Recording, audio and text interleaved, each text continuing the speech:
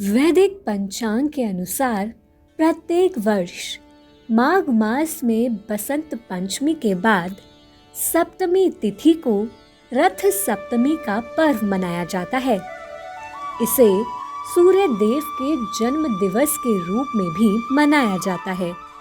माना जाता है कि इस दिन ही कश्यप ऋषि और अदिति के संयोग से भगवान सूर्य का जन्म हुआ था।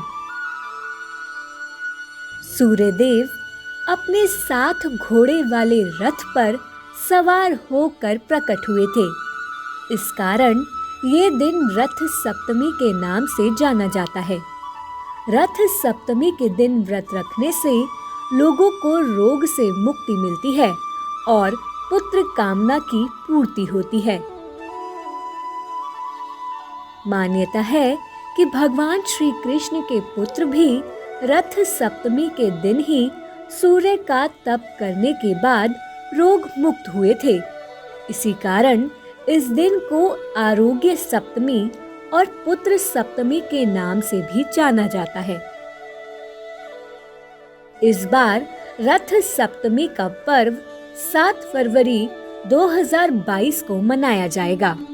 रथ सप्तमी से जुड़ी अनेकों कथाएं प्रचलित हैं। आइए जानते हैं इन सभी पौराणिक कथाओं के विषय में। रथ सप्तमी के दिन की प्रथम कथा भगवान श्री कृष्ण के पुत्र सांब से जुड़ी हुई है। कथा अनुसार एक बार सांब को अपने शारीरिक बल पर बहुत अभिमान हो गया। सांब कभी भी किसी का भी अपमान कर देता था। एक दिन दुर्वासा ऋषि भगवान श्री कृष्ण से मिलने आए तो वो काफी दुर्बल नजर आ रहे थे। सांब ने जैसे ही उन्हें देखा तो मजाक बनाना शुरू कर दिया। दुर्वासा ऋषि काफी क्रोधी स्वभाव के थे। उन्हें सांब की इस उदंडता पर क्रोध आ गया और उन्होंने उसे कुष्ठ रोगी होने का श्राप दे दिया। इससे परेशान सांब ने जब अपने पिता श्री कृष्ण से इस पाप का प्रायश्चित पूछा तो श्री कृष्ण ने सांब को सूर्य देव की उपासना करने की सलाह दी। कहा जाता है कि सांब ने पिता की बात मानकर सूर्य देव की उपासना की। इसके बाद रथ सप्तमी के दिन वो रोग मुक्त हो गया। तब से ये मान्यता है कि रथ सप्तमी के दिन सूर्य देव की आराधना करने से रोग से मुक्ति मिलती है। दूसरी कथा के अनुसार एक महिला ने अपने पूरे जीवन में कभी कोई दान पुण्य नहीं किया था। वृद्धावस्था में उसे अपनी इस गलती का ज्ञान हुआ तो वह वशिष्ठ मुनि के पास गई। उसने मुनि को अपने मन की बात कही। तब वशिष्ठ जी ने उसे रथ सप्तमी यानी अचला सप्तमी के व्रत के महत्व के विषय में बताया। साथ ही कहा कि उसे भी अचला सप्तमी का व्रत करना चाहिए। ये व्रत करने से पुण्य लाभ प्राप्त होता है। उन्होंने उस वृद्धा को व्रत की विधि भी बताई। माघ मास के शुक्ल पक्ष की सप्तमी आने पर उस महिला ने अचला सप्तमी का व्रत रखा। बताई गई विधि के अनुसार ही सूर्य देव की पूजा की। जब उसका निधन हुआ तो अचला सप्तमी व्रत से प्राप्त पुण्य के प्रभाव से उसे स्वर्ग लोक की प्राप्ति हुई।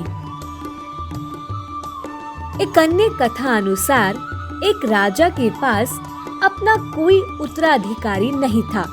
संतान ना होने के कारण वह बहुत दुखी था। वह पूजा पाठ करता था और ऋषियों के बताए गए उपायों को भी करता था। उसकी मनोकामना पूरी हुई और उसे एक पुत्र प्राप्त हुआ। कुछ समय के बाद उसका पुत्र बीमार हो गया। काफी इलाज कराने के बाद भी उसका पुत्र निरोग नहीं हुआ। तब उसे एक संत ने अचला सप्तमी का व्रत रखने तथा सूर्य देव की पूजा करने की सलाह दी। उसके व्रत के प्रभाव से उसके पुत्र का स्वास्थ्य ठीक हो गया।